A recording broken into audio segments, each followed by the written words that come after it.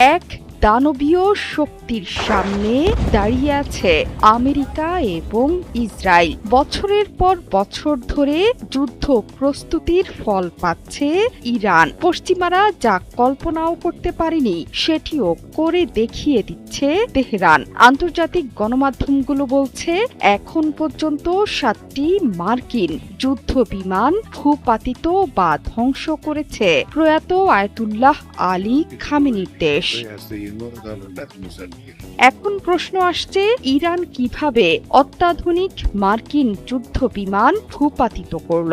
শুক্রবার দুটো সামরিক বিমান ভূপাতিত করেছে ইরান। শুধু তাই নয়, ইরানের আঘাতে ক্ষতিগ্রস্ত হয়েছে দুটো ব্ল্যাক হক হেলিকপ্টারও। এছাড়া কুয়েতের আকাশে বিধ্বস্ত হয়েছে আরও একটি মার্কিন A-10 ওয়ারহক যুদ্ধ বিমান। এই ঘটনা ইরানের আকাশসীমায় মার্কিন আধিপত্যের বিষয়ে ডোনাল্ড ট্রাম্পের করা দাবিগুলোকে কার্যত ধূলিসাৎ করে দিয়েছে। কিন্তু প্রশ্ন হলো, ইরান কিভাবে এত উন্নত প্রযুক্তির যুদ্ধ বিমানগুলোকে লক্ষ্যবস্তু করতে সক্ষম হচ্ছে?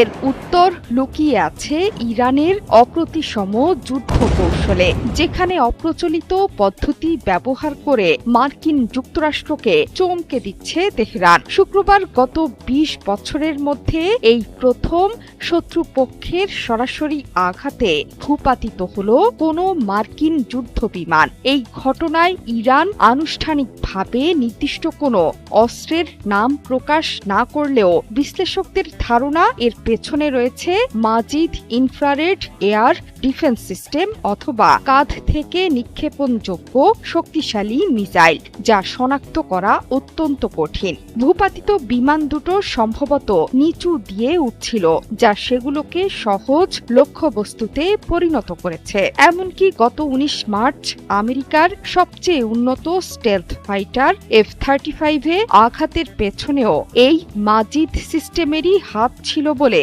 ধারণা বিশেষজ্ঞদের।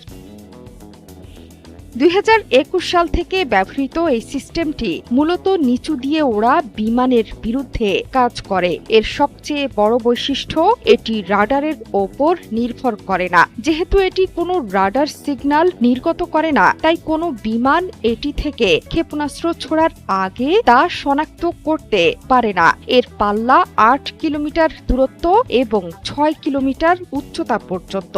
এর ইনফ্রারেড সেন্সর 15 কিলোমিটার দূর থেকেও লক্ষ্যবস্তু চিনতে পারে। এমনকি এটি আধুনিক F-35 থেকে নির্গত প্রচণ্ড তাপকেও লক্ষ্যবস্তু হিসেবে ব্যবহার করতে পারে। রাজনৈতিক বিশ্লেষকদের মতে, ইরানের অধিকাংশ প্রতিরক্ষা ব্যবস্থা এখন মাটির নিচে, মিসাইল সিটি, গোপন সুড়ঙ্গ এবং দুর্গম উপকূলীয় এলাকায় লুকিয়ে রাখা হয়েছে। এখন শুট অ্যান্ড স্কুট নীতি অনুসরণ করছে ইরান। মোবাইল লঞ্চার দিয়ে মিসাইল ছুড়েই দ্রুত অবস্থান পরিবর্তন করে ফেলছে তারা। বিশ্লেষকরা বলছেন, ইরান চীনের তৈরি HQ-9B সিস্টেমও ব্যবহার করে থাকতে পারে, যা স্টেলথ বিমান এবং ইলেকট্রনিক জ্যামিং প্রতিরোধে সক্ষম।